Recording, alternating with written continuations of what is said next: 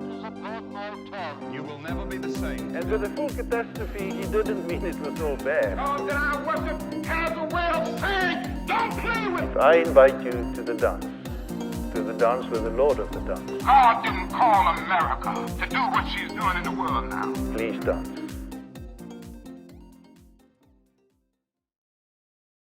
Welcome back to Untitled. As you saw last week, we ran a little long, so I wanted to welcome you into part 2 of kind of our first full episode, as it were. But we talk a little bit too long sometimes, and this is part 2 of that us talking for a very long time. Yeah. Now the exciting conclusion. Da, da, da, da. If only I could do a good Majel Barrett impression, we would don't do it, but no. There Right. you go. Yeah, right. All right, I so think that gives us good something, so stay tuned. We're gonna fade to black and join us for the second half of the conversation. Woo. So we're digging into Hebrews 3 here, and like a lot of. By the way, you see me looking off to the side. Textbook. It's like kind of handy. A lot of the book of Hebrews, I talk about this, although I don't know if you've heard this, because this stuff is male, M-A-I-L. It's not like gendered writings. It's Right. Because this is somebody's mail. We often don't think about what that means. But what that means is that these are specific ideas given to specific communities in specific situations dealing with specific problems and are not meant to be universally applicable all the time. Right. Crazy. Yeah, I know, right? And so when you look at something called the letter to the Hebrews, can you guess what its purpose is? I mean, I would guess that it's teaching for the Hebrews specifically. Yes. It is not, however, written to practitioners of the Jewish faith, but to Jews who have switched over to Christianity. So it's written to Christians who come from a Jewish background. You'll find this theme of contextual application throughout the New Testament. In fact, each of the Gospels has a different target in and of itself. Which, fun side note, have you ever wondered why we have 4 versions of the same story in the Bible? It's because they're meant to serve different purposes. Yeah. Exactly. Yeah. We have slightly different information. Yeah. Mm-hmm. Like Matthew, for example, is targeted specifically at people from Jewish backgrounds. Mark is the oldest of the Gospels and is meant to be as close to a kind of a realistic accounting as possible. Luke is the academic of the group. And fun fact, Luke and Acts are actually the same book. They're just Luke part 1 and Luke part 2, the Lukening.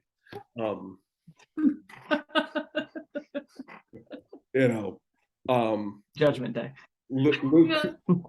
Luke 2, Apostolic Boogaloo. Exactly. Yeah. I like that one. That's better. Yeah. So like Luke and Acts are 2 halves of the same book. John is again the same story, but it's written from kind of a spiritualistic, kind of almost otherworldly perspective. One might say by a nut job. My mentor and I have very different approaches to the book of John. He's an absolute John fanatic. I'm kind of like not a big fan of John. But anyway, they all serve different purposes. They're for different ways, different contexts. Right. And the theme continues throughout the New Testament. Same goes for Hebrews today. So this is specifically an epistle for Jewish believers around about maybe 80 or 90. So like all of these, even the Gospels, none of them were written down while Jesus was alive. Right. Yeah, they all came afterwards. Yeah, they're all later versions of it. And everything in the New Testament is something that was, when they brought it together to decide what was going to be in the Bible, they looked at all the different individual stories that communities were using. And the council that brought them together, which I believe was Nicaea, they looked, are these being used in ways that are consistent with our understanding of who Christ is and what Christ's teachings were and what Christ's mission were, which is why things like the infancy gospel of Thomas, for example, did not make the cut. Why? Right. Right. Because Jesus makes clay dragons for fun and then nukes some kids in an Indiana Jones-esque way because they pissed him off. Yeah, that's not consistent with the Jesus we know. Like the No. community that was using it at the I time, like that one though. they liked it because it really just showed the power of Jesus, but and that was the thing they wanted to focus on, but it showed it in a way that wasn't consistent with who Jesus is. So that's like But they left the fig tree in. Can I have again, some of it, but though? that shows you there's nothing wrong with Jesus getting pissed. But there's a whole, I actually preached that sermon. There's actually a whole sermon about why Jesus nuking kids in the infancy gospel of Thomas isn't, but the fig tree is, because it's important to understand what's holy about anger and what's not. Anyway, if you haven't been able to tell by now, dear watcher, I am easily distracted into telling stories about many different things. Let's talk about the Bible. Hey, it's still the Bible. Come on. Yeah. So Focus. yeah, I have what one might call spiritual ADD. Yes. Yes, you do. And that's okay with that. Yeah, we do too. Hebrews 13. Now, what I like to do here is, I've kind of given a good chunk of background to this and, quite frankly, most of the Bible at this point. Right.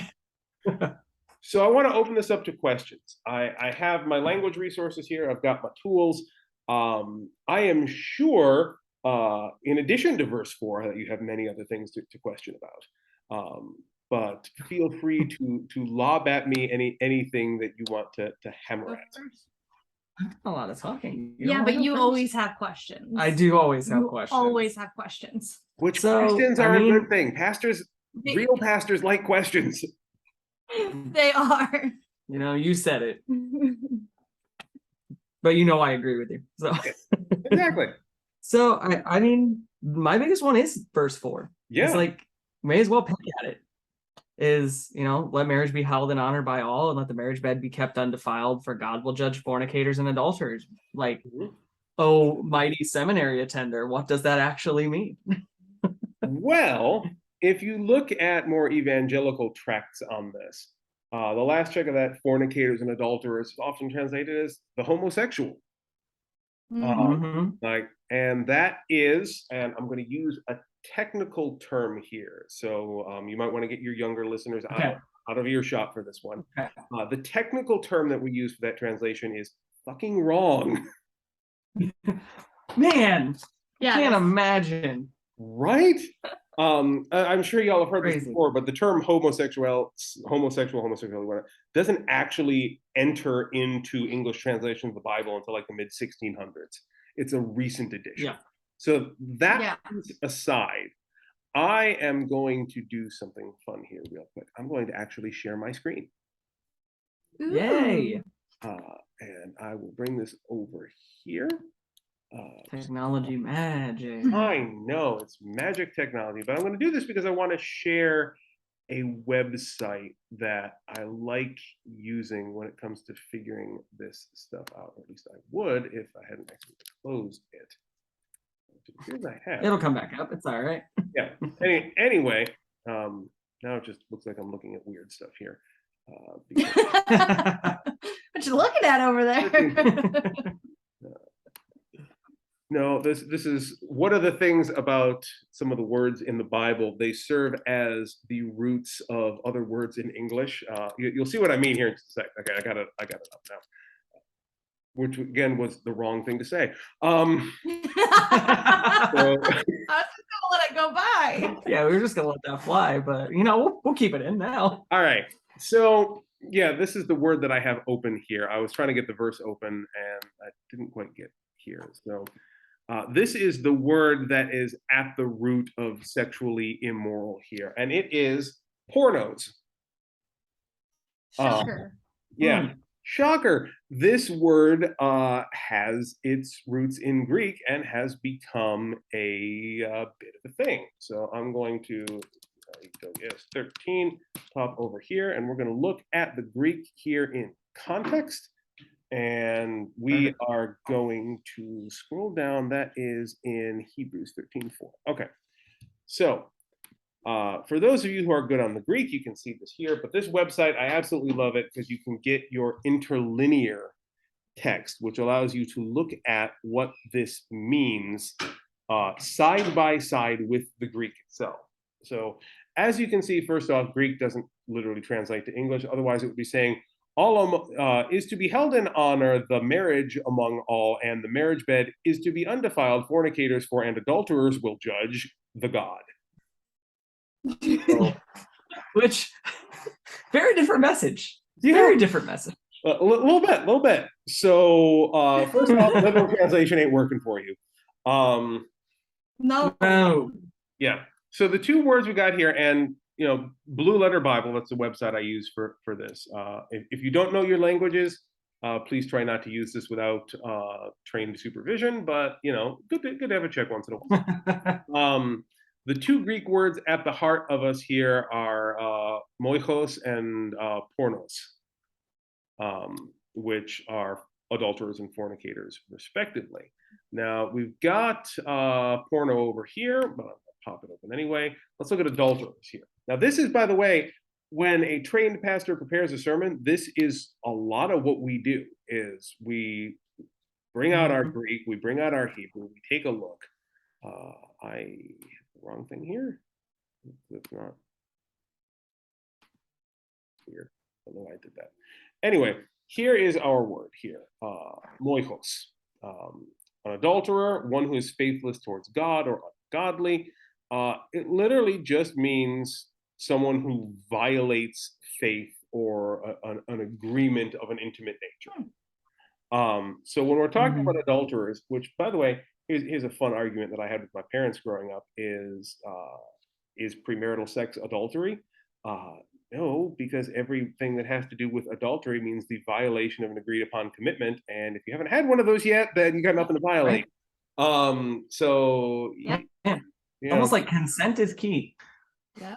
I've said this so many times, but that is the underlying theme of the Bible. I joked about Onan earlier, but that's one of the best examples of consent being key in the Bible. That story, for those of you who don't know, is Onan is tasked to sleep with his late brother's wife so that she may produce a male heir for their line, which I know creepy as hell by modern standards, but that was a standard cultural practice in those days because it was a patriarchal society, patrilinear, and if he died before producing an heir, it was the responsibility of the brother to knock her up. That's just how it worked. Old cultures, what are you going to do? Gross. And so Onan gets to the sideways happy dance there and gets down near the finish line and pulls out and drops some artillery fire on the ground instead. And so this has been used for generations as like, well, clearly every sperm is sacred, right? So clearly masturbation is wrong. Except no, he entered into an arrangement with his brother's wife to produce an heir and committed rape by fraud by violating the terms of her consent. And so for that, God struck him down. It had nothing to do with the location in which he ended his happy journey, but everything to do with the actual human being he messed with in terms of consent. Yeah. Yeah. So that, like, crazy. I know it's a little NSFW, but that is the best example of it. Is God's all about consent. No, Like, it's a he will good one, though. strike someone down for violating consent. But we always like to look at it as, oh no, that's God being mad about something else entirely. Right. Yeah. Yeah. But that's why, like, moichos shows up here in Hebrews, is this is talking about a violation of consent. And then we drop over to pornos. So right now we're already in the context of a violation of consent is the worst thing.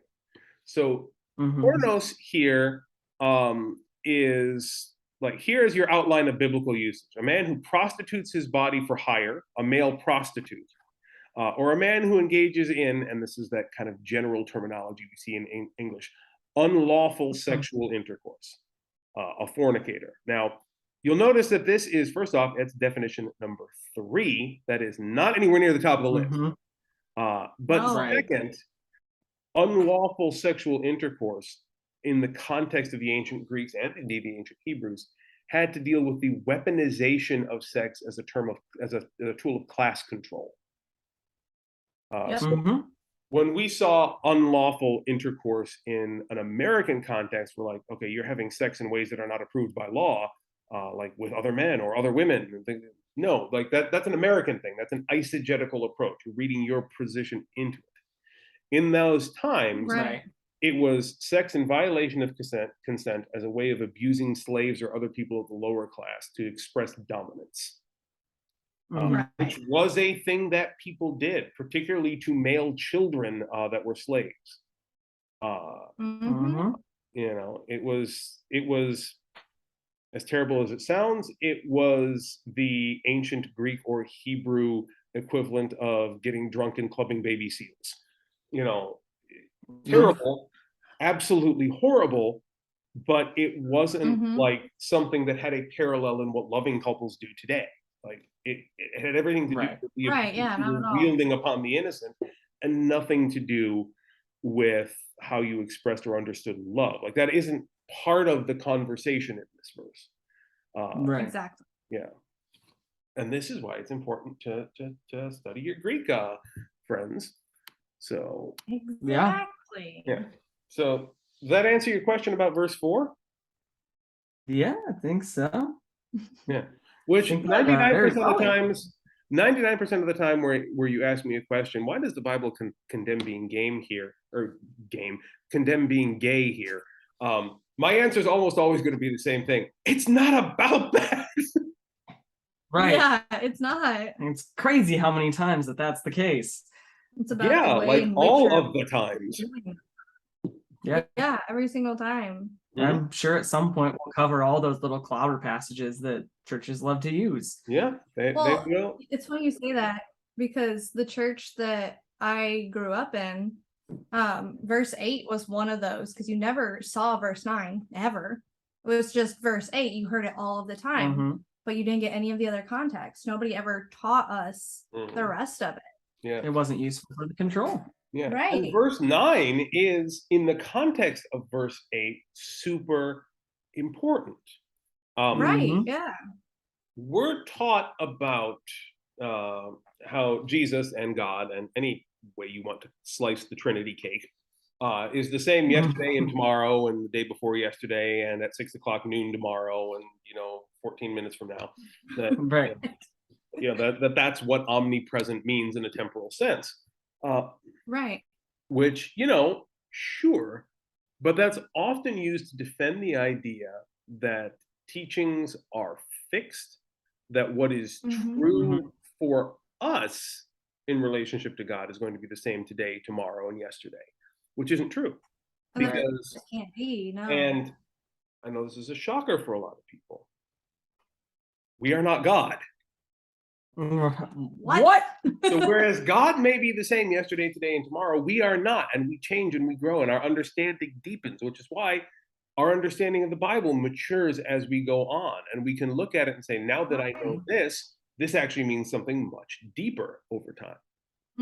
Right. I would dare say we understand the Bible far more fully and maturely than, say, Athanasius did, or Origen of Alexandria, or whatnot.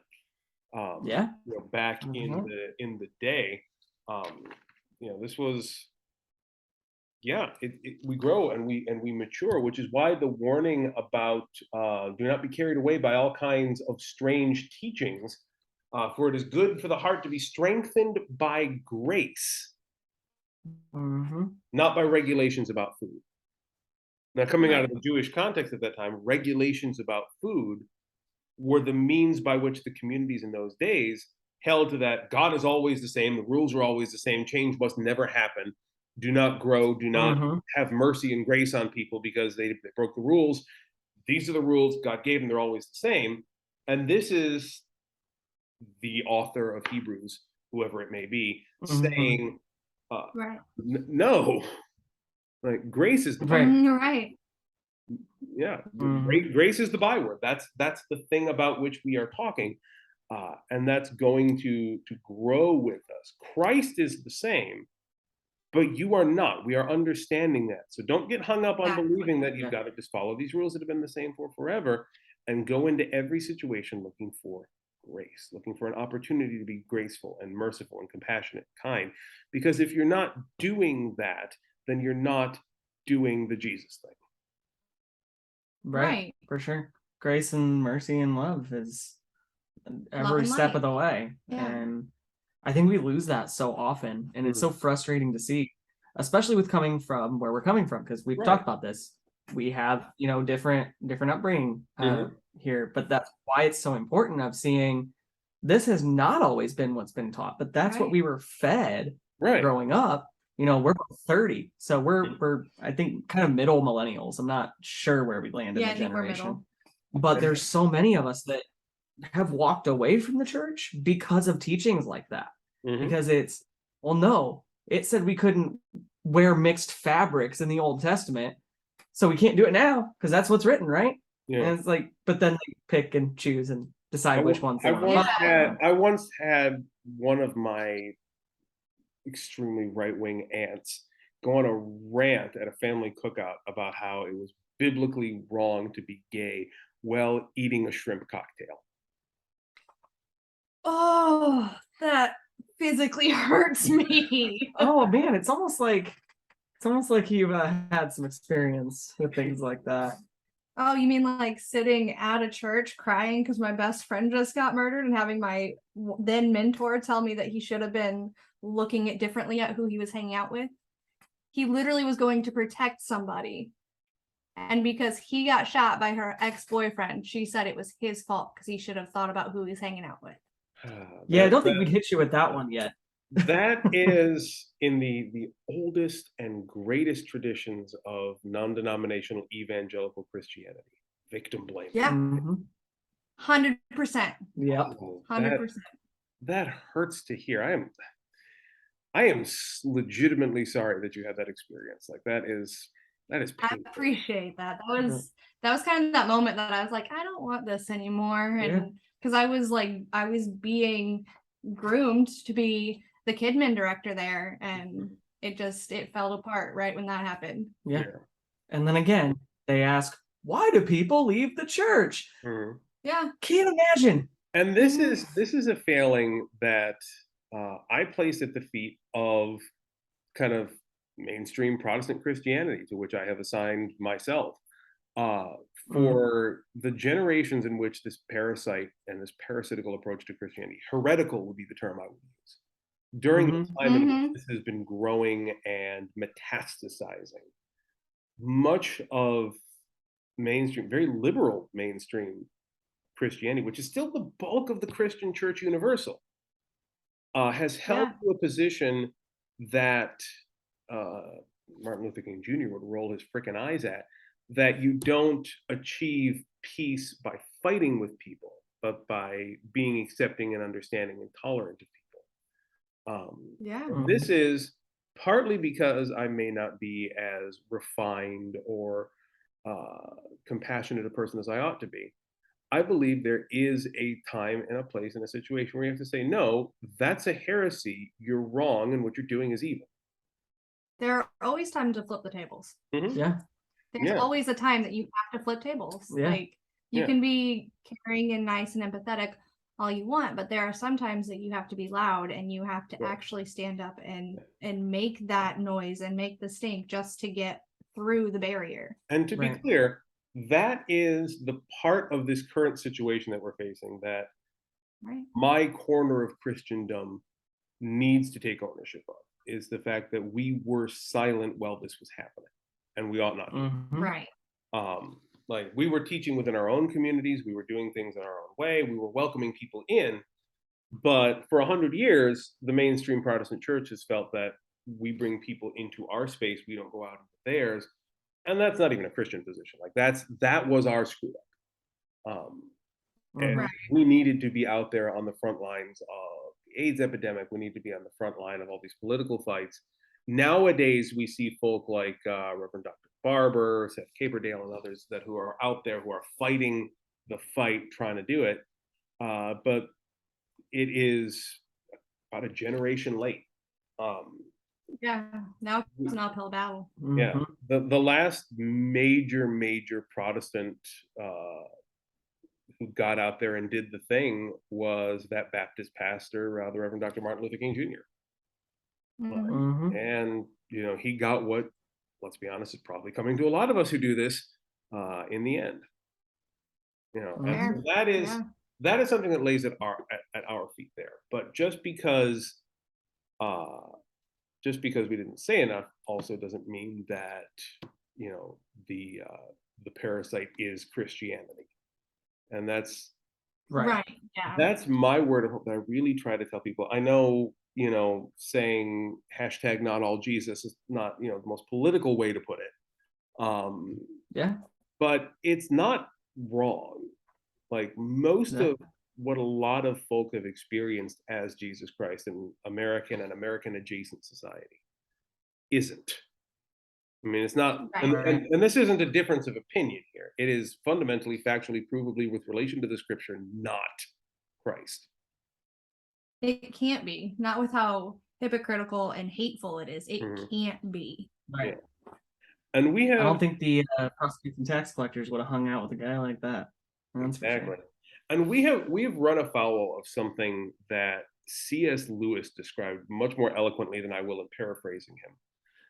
In the intro to his book, Mere Christianity. If you ever read that one, it's a good one. By the way, Fantastic book. C.S. Lewis, yes, I know, another old white guy Christian.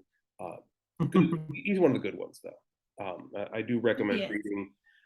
reading the Chronicles of Narnia. Sure, great, but like read his actual theological writing, much better.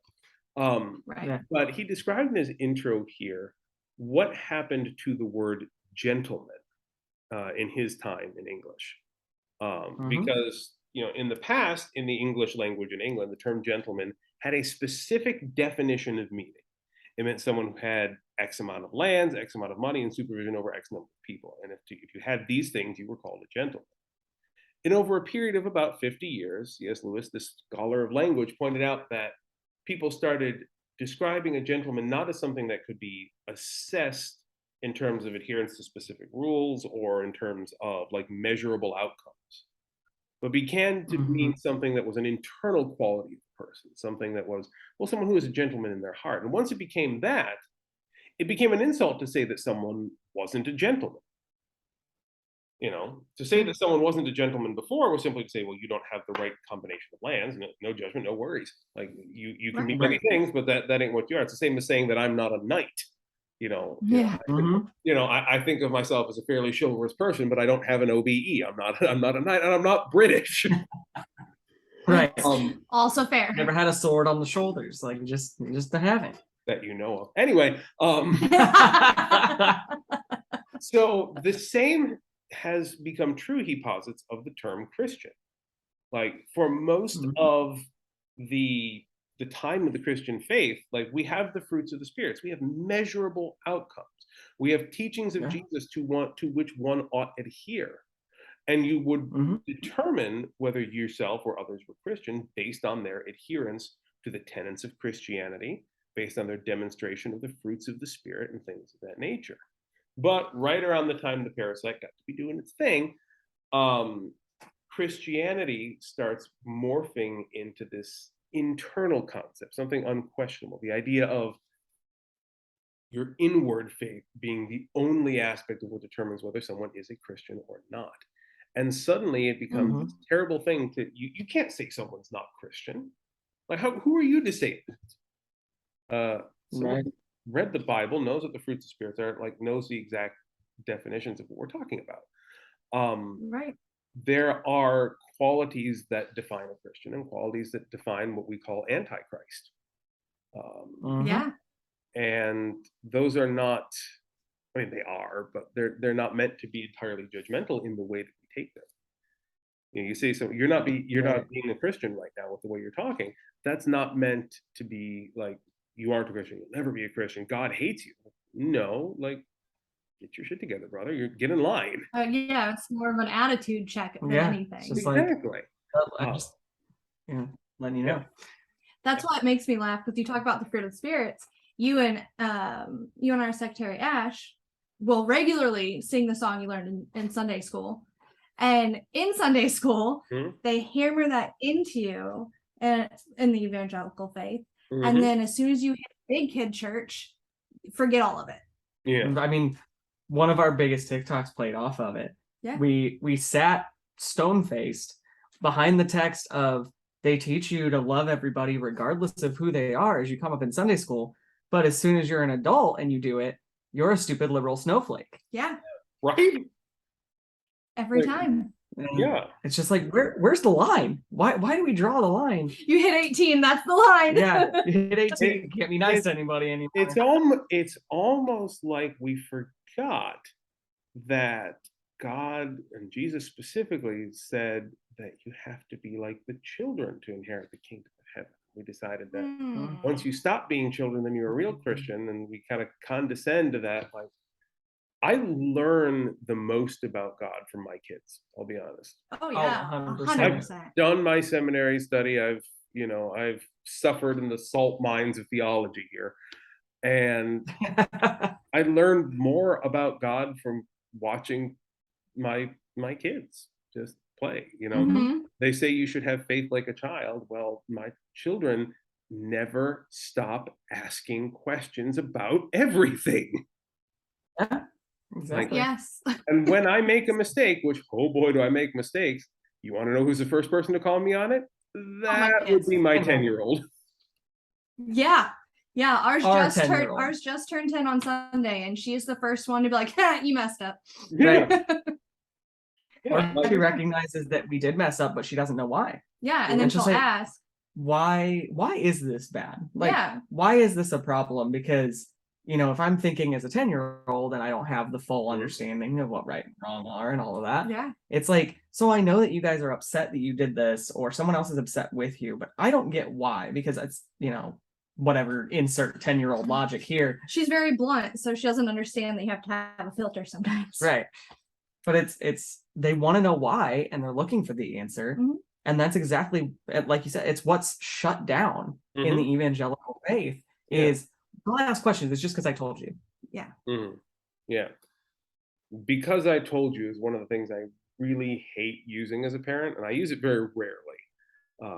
And usually, Same. like, when I do, it's usually followed by an explanation of, yeah, I'm not explaining why to this, and it's not because I don't think you need to know Oh it. man, lost it Oh, again. no. Oh, hang That's on. all right. We'll just cut again. Yeah. Sad Two cuts. face. All right, we're back. We're back. All right, where did you lose me? It was you rarely use. Yeah, you rarely use the Because I I told told you you so. So I rarely use the because I told you with my kids, but I do once in a while. But I make it a point of when I use it to use it and say, look, I'm not telling you why this is a thing. And in my head, I'm thinking, I'm not telling you why this is a thing because issues of sexual consent aren't appropriate lessons for a 5-year-old. Right. Right. And I'll sit down and explain it. And I'll say, I'm not telling you this, but it's not because I'm telling you to do this, and I'm not telling you why, because you haven't reached a point where you have the information necessary to understand my answer. Right. And that is, I think, a fair answer. And sometimes, honestly, I have occasionally found myself giving a similar answer to congregants. They're like, why does the Bible say this? I'm like, where you are in your spiritual journey, you don't have the context for me to be able to answer that satisfactorily to you yet. Right. Right. So here's some required reading. We'll have some discussions on that. I Right. will answer your question. It's just not something I can answer to you right this second because it'll just be more confusing. Right. You got to get through phase 1 first. Yeah. You have that with non-believers a lot of the time too. Mhm. Is they come in and they're like, well, why does the Bible say this? Because it, objectively, just on their basic understanding of it, they're Mhm. like, well, this means God is terrible. And it's like, you haven't put together some of these parts that we need to go back and we need to kind of rehash that section. I got asked that exact question about 2 or 3 weeks ago. Someone asked me, yeah, what about this part where we're talking about God's people smashing babies on rocks and stuff? Is God Mhm. really that terrible? I said, okay, let's look at what actually happened there. God said this, and then the people said, okay, let's do this, but with murder. Yeah, Right. right. Like, it's not a commentary on what God says is okay just because it exists in the Bible. The Bible's often a commentary on God said A and humans did B, and God just face palmed hard enough to make Captain Picard fall out of the captain's chair. Right. Exactly. Humans were like, bet. Because- But like really, that's one of the main things we forget about the Bible so often is God never put pen to paper. Yeah. Like all of it was written by human beings who are fully imperfect. And talking about other human beings. Right. Yeah. And let's be clear, particularly when we're talking about the Old Testament too, it wasn't a case of, God was sitting in a tastefully lit stool off in the side here against a black backdrop, whispering the words while the poet sat at a 1950s typewriter kind of punching it all out. Like there wasn't that kind of direct and creepy sort of exchange of ideas. Like we're dealing with a situation where, like, if we look at Genesis, for example, like the story of Noah and the flood, probably it's a thing that happened, but it's a thing that happened so far back in history that it was passed down by oral histories for an indeterminate amount of time until somebody got around to writing it down. And then it got passed down for a couple hundred generations, and then it got translated, and then it got translated again and again and again and again and again until now you're hearing Noah took two of every type of animal on the ark. It's like you took two of probably science. Best game of telephone ever. Yeah, telephone with like language barriers, Yeah. which is always good. Yeah, and when you get to the behaviors of people when they get bent out of shape about religion, you can really just describe it as telephone, but for keeps. Yeah. With stakes. Yeah. Telephone with consequences. Yeah. It's the most brutal game of telephone ever told in the history of mankind. Yeah. So I am not sure how long this video is going to wind up being. We've been at this for a minute. Hey, Yeah, it's been quite a while. Hey, when they're the first ones on like this like collaboration stuff, I think people expect it to be kind of long. Yeah. Because we have to cover so much. Yeah, I'm sure we'll tone it down as the series goes on, or not. Who knows? Yeah. We're all chatterboxes here. Yeah. They might just be on for the ride. You never know. Could well be. I hope people get something out of it. I think we're gonna probably put a stop to it right about here because I'm sure white people talk about God the movie. It's probably a bit too much for people. Maybe a little. We are like a full-length film right now. Oh, man, but I should be getting paid way more for this. Oh God. Right. We need a director's edition.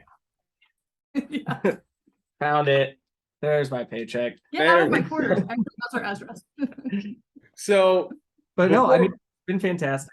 Yeah, this has been great. I'm looking forward to doing more of these. Before we go, do we want to make mention of our various websites and/or media locations so that people can track us down? Yeah, good idea. Absolutely. So for us here at Unfailing Love Church Fort Wayne, you can find links to everywhere that we are on our website at ulcfw.com. Yep. All right, and I'll put a link to that down in the description for people who are following along on various things which have descriptions. Right. We'll do the same when we post it on our channel as well. Yeah. And so same goes for me basically, but with a different website, of course. Right. So my community, Unfinished Community, don't be scared off by the fact that our physical location is in Japan. The grand majority of our community is online and international. We got people in the East Coast. We got people in New Jersey. These guys are on it. And we do most of our... We're on the Discord. Come hang out. Yeah, exactly. We got a Discord server, which is where we're doing most of our stuff. So I'll put the link. Yeah. I'll put the link for Unfinished Community down in the description as well. I'm not going to bother spelling that one out because it's a little bit longer than that. Yeah, it's a little longer than ours. It's a little bit longer because I'm cheap and haven't bought my own domain yet, so I'm still using it. That's fair. That's fair. It works for now, but I'll put the link for that down below. And don't stand on ceremony. Like if you are the sort of person who has sat this long through this video, get on my Discord server, man. Just get in on the conversation. Yeah, right? You belong here. Yeah, hook us up with some info. Yeah, at this point, in for a penny, in for a pound of it. You may as well just get in. Hey, It's yeah. if you get on the Discord from this video, let us know and we'll get you like a digital trophy that Yeah, you made it all the way through. The video. Definitely. For real, yeah. That is the thing I will have to do. So Yeah. yeah. So this is also available here. I got a podcast stream too, which if you're not actually already listening to it on the podcast, I'll drop a link to that down below as well. If you are listening to it on the podcast, I'll drop a link to the YouTube channel for us, so you can go see us and our shining faces as we walk through the same feature length crap that you just sat through. Yeah, There you go. exactly. All right. So other than that, I would say I wish you all a wonderful, pleasant, and loving and compassionate week. And you know, if God is good and God is kind and we survive, we'll see you all next week. Yeah. Exactly. Check out another episode of Untitled. Yo yo. You guys. All right. Bye.